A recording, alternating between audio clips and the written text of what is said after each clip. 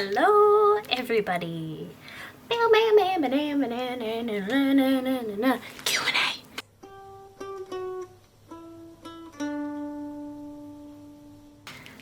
I don't know what that is. I'm sorry. I apologize. Oakley dokley. This is my Q&A video. Because I'm just starting recording this only a couple of hours after I posted the initial video, I'm gonna keep just adding to this is my big plan. Oh, I just got a new question. So this is why adding to this is a good plan.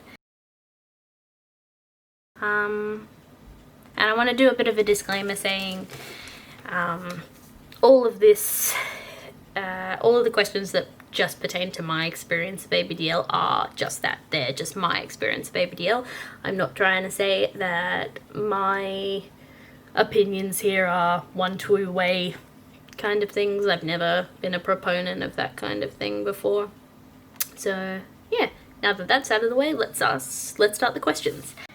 Question number 1. Oh, and I've blanked out everybody's names as well. I didn't know if everybody who asked a question would be happy for me giving them a shout out in the video. The people who are disappointed that they didn't get a shout out, I'm sorry. I just wanted to protect everybody's privacy. But you know who you are, and thank you for writing to me and asking me questions. That's real cool of you. And without you, I wouldn't have been able to do any videos. Okay, let's jump into it. Give me a second, just a drink break.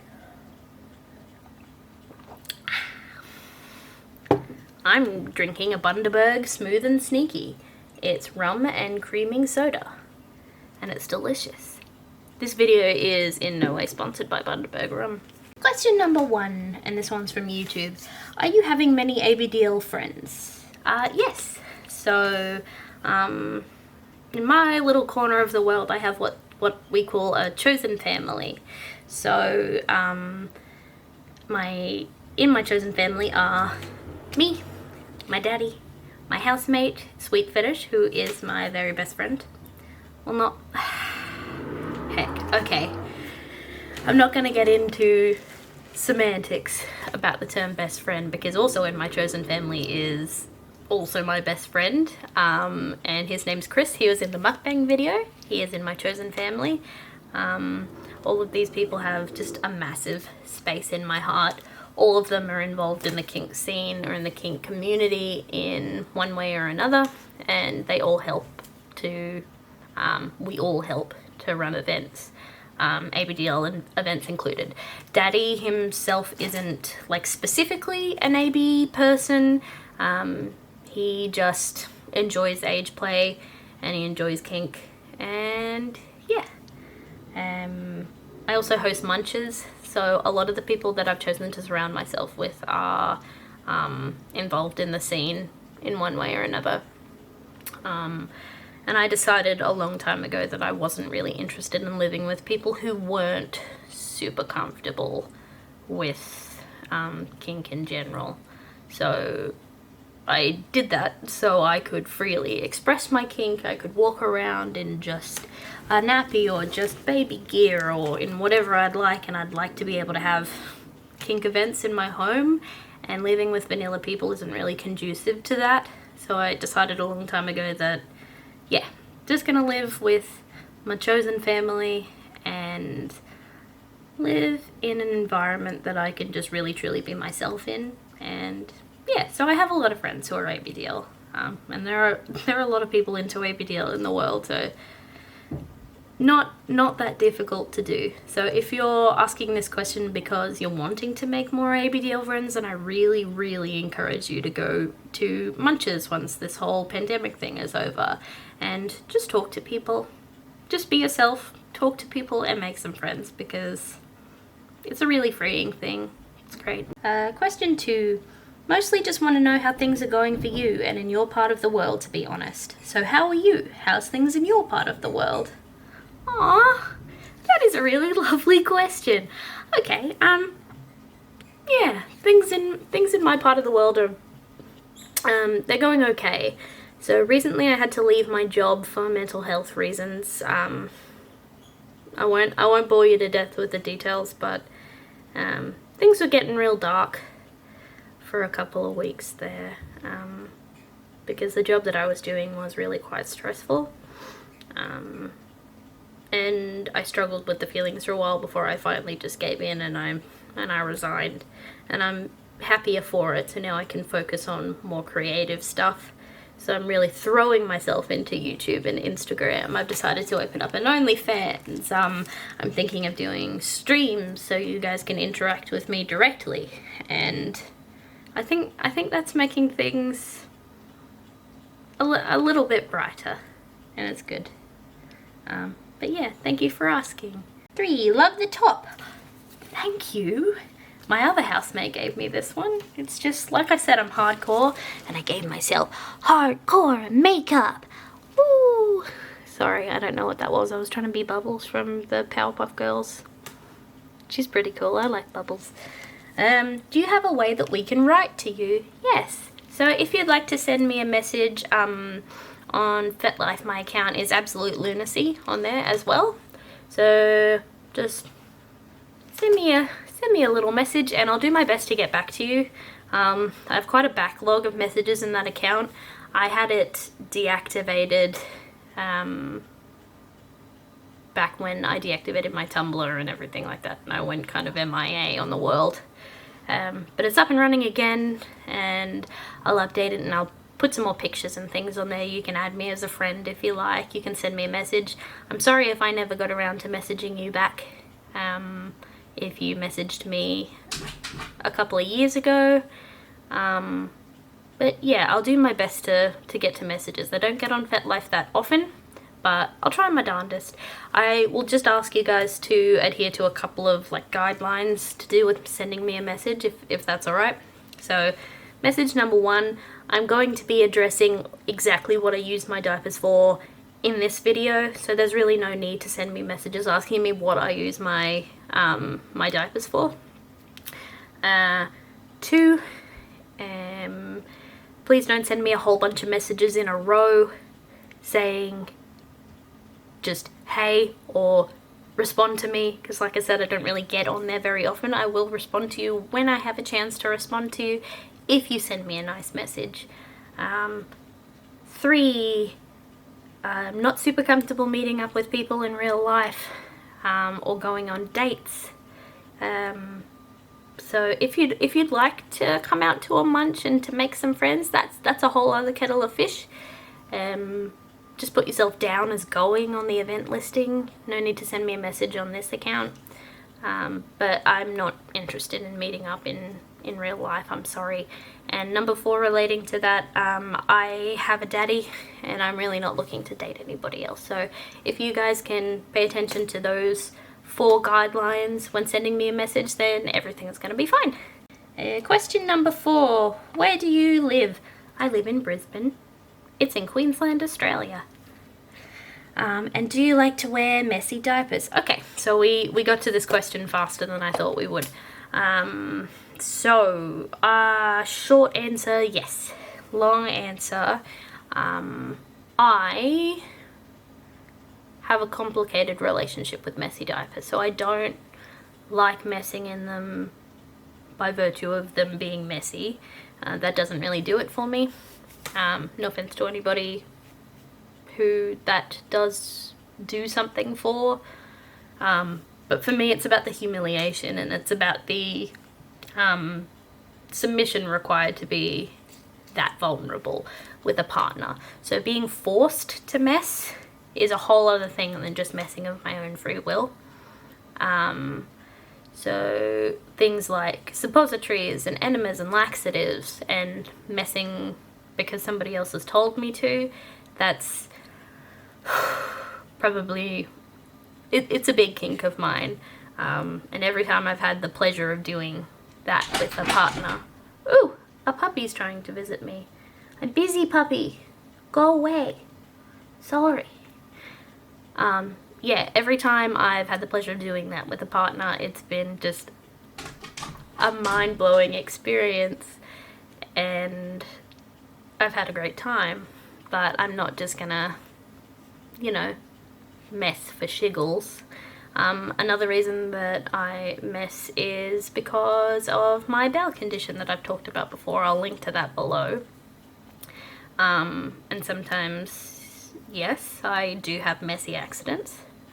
But it's never fun when it happens, because I'm usually in quite a lot of abdominal pain when it happens. So yes, if I'm forced to do it. No, if it's just sort of happening, I don't enjoy it. Moving on. What is your favorite Sarah and Duck episode? Okay, I've already answered this, but I'll just tell you a little bit about Sarah and Duck. So it's one of my favorite Littles TV shows. It's a British TV show.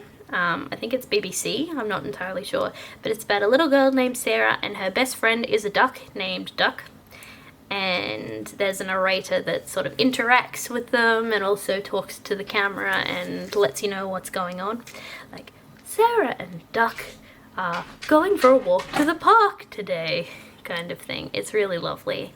My favorite episodes are, I think it's called Rainbow Lemon. Hang on, I'm just gonna go see what this puppy is looking for. Give me just a moment. Okay, we back. This puppy is naughty. She's looking at me and she's wagging her tail. She's very cute.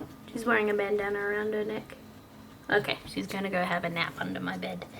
And what was I up to? I was talking about Sarah and Duck. Oh yeah, my favorite episodes. Rainbow Lemon. I like the episode Sit Shop. I like the episode,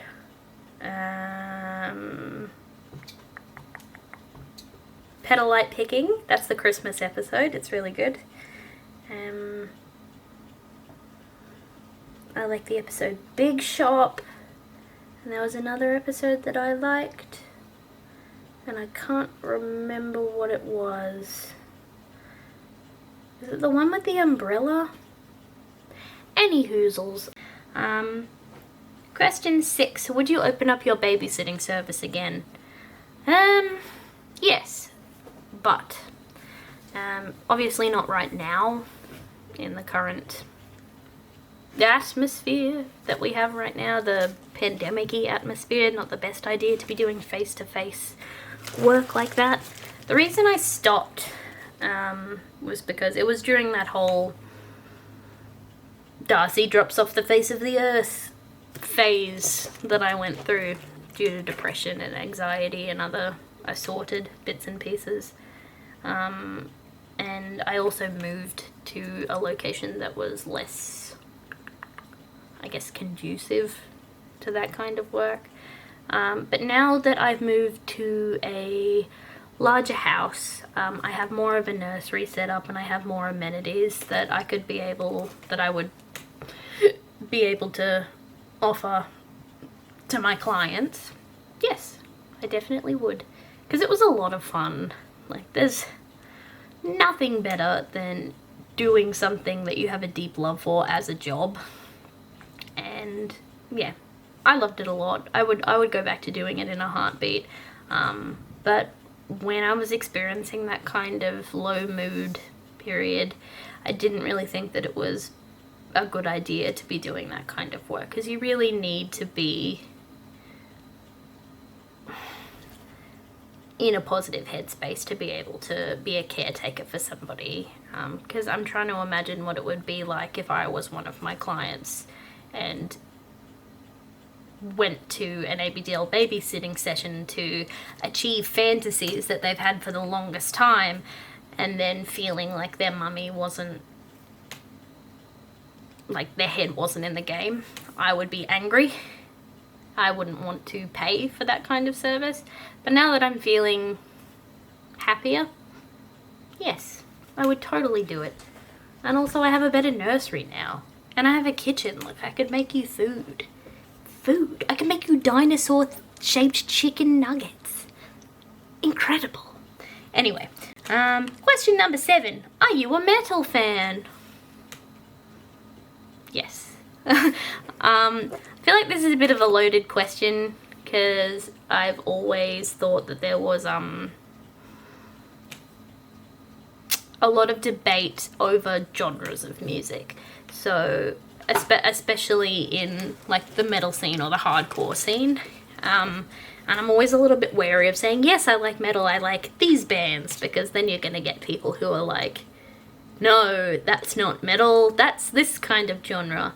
And when I say yes, I like metal, I'm thinking of bands that have all the characteristics of metal music. So I don't really buy into the mindset that new metal doesn't count as actual metal. So bands like Korn, System of a Down, Disturbed, that kind of thing, that a lot of people would refer to as new metal, I just call metal. Same with things that a lot of people would call hardcore, still just metal. So yeah. So bands like, where are we? So I like Slipknot, I like Metallica, like I said, I like Disturbed and Korn and System of a Down. I like Five Finger Death Punch, I like Rammstein, I like Killswitch Engage. I also like more bands from like the hardcore spectrum. So Parkway Drive, I really like Parkway Drive. I like The Amity Affliction. I like, what's that other one? Prom Queen, I Kill the Prom Queen. Not exactly metal. I like OG stuff like Led Zeppelin. Yeah. All, basically at the end of the day, my take on it is all music is valid and all kinds of music are valid. All like genres of metal are valid. So things like symphonic metal, like there's a band called Versailles Philharmonic Quintet, which is Japanese and it's amazing. Great band. And more theatrical styles of metal, like pirate metal, like Ailstorm. I dig those as well. And where are we? There's a scooter outside my house that's making a loud noise. Question number 8. When did you put your first diaper on? I don't know. This is a silly question. So I put on, like, the first thing that does the same thing as a diaper, which was a dry night, like a pull-up that's for bedwetting. Maybe I was around 13, 14. And yeah. And we're talking recreationally here, so the first time that I wore a nappy for recreational purposes, not because of bedwetting purposes, I was around like 13, 14. And I've told the story already in my ABDL experiences video.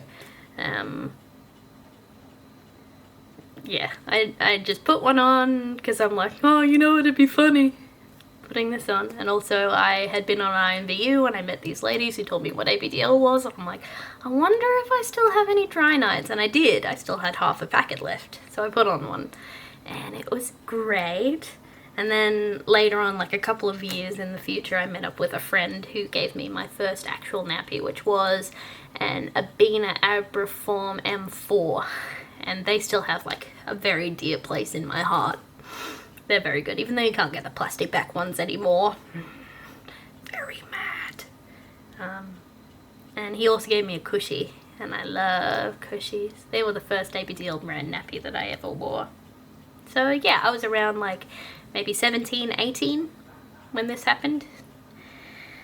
And it was great. Okay, question 9. How often do you wear and use diapers? And are you incontinent? So my general rule for this is if I have one, I'll wear it.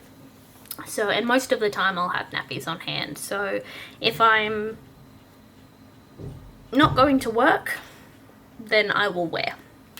Is my general rule. Like I wear to bed at nights, most nights. If I'm going out to just hang out with like chosen family or people who are understanding of that kind of thing, then I'll also wear. If I'm not gonna hang out with people who are understanding, I generally don't, unless it's absolutely necessary for me to. Like if I'm going through a flare of my stomach thing, you can come in, Daddy. It's okay. My daddy came in. He's bringing me dinner. He's a good egg. So if you guys could all like write in the comments and tell my daddy that he's a good egg, I'm pretty sure he'd really appreciate that. That would be nice. And are you incontinent? So I have trouble holding my bladder. Mostly that's only during the night time. Thank you. I have a Pepsi. I also have a burger. Also not sponsored by Pepsi or Grilled. Bye, Daddy. Love you. I love you. cute. Yeah, so I have trouble holding my bladder, but I wouldn't say that I'm bladder incontinent. I just have a bit of trouble using the term incontinent to describe me because it's not an ongoing thing. It's not a constant thing. So if I'm going through a flare of my disease, it's really difficult for me to be able to hold on if we're talking about, you know, messy stuff. It's really hard for me sometimes. I don't know if I described the symptom in my colitis video, but it's something called tenesmus, which basically means that the nerve endings that are in... I'm just trying to describe this in the most lighthearted way possible, even though it's a crappy symptom to go through. It's basically the nerve endings that are in your rectum send information to your brain that your brain misreads as I have to go to the toilet, even when there's nothing there because the tissue is so damaged.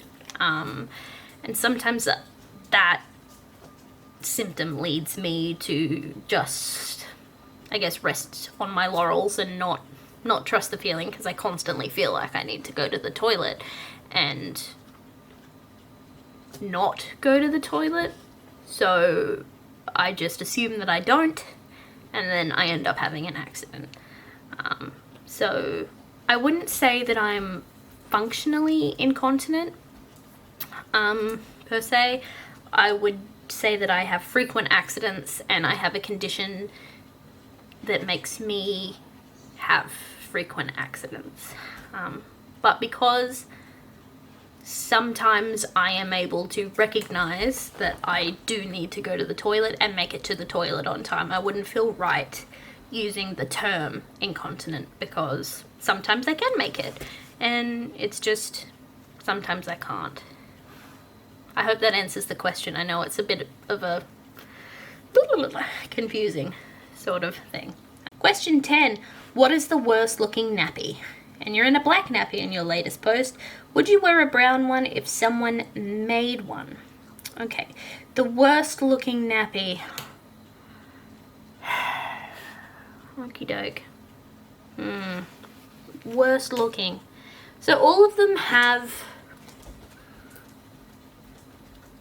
have good parts. So if I look at a nappy, I don't just go, oh, that thing's horrible. Most of the time I look at the nappy and go, hey, that thing's good. I like nappies. Because I like nappies. The OG for bean print with the, I think it was pandas, I wasn't super keen on. I didn't think they were very cute. But neither of those are worst looking. They're just not as cute as other ones. Like most of the medical ones, I would say, are the worst looking just because they're boring. They're boring as heck. And looking through all my old content, like the original wellness briefs, the blue ones, I think they're hideous now. They just look like you're wearing a blue plastic bag on your butt. They're not attractive. Hi, Peppa. Get away from my dinner. This is not for you. She's a sniffly dog. Hello. Yeah, I hope that answers your question. If I think of, you know, a better answer, like a definitive, this one is the ugliest one, then I'll let you guys know. I would 100% wear a brown nappy, and here is why. Steampunk outfits, vintage outfits, Maury girl outfits, which I just learned is a thing, courtesy of Sweet Fetish, which is like, if Fairy K was made for people who live in the country on a farm kind of fashion. It's a Japanese fashion, it's very cute, but basically anything vintagey. So imagine like a brown vintage schoolgirl outfit with a brown nappy underneath, flipping adorable. Yeah. And question 11, the question that I just got as I started filming, clip store updates. Yes, definitely. more adult content to go on my OnlyFans and to go on Clips for Sale is definitely in the works. If you guys could let me know, like via message on my FetLife, or just in the comments below if you're comfortable posting down there, just letting me know stuff that you'd be interested in seeing, because Pepper, no, she's trying to smell my burger. Just because, yeah, I know what the kind of content that I would like to make, but it's not as, sorry, I'm undoing my burger, I'm very hungry and it's leaking all over my leg. Yeah, there's no point in, well, there is a point because it's interesting to me, but there's less of a point making content that I just want to make if other people don't want to see it. So yeah, I'll do an update on this video if I get any more questions, and if I don't, then I'll just post what I have, because yeah, it's looking like a pretty solid video. Anyway, I'll see you guys later. Bye.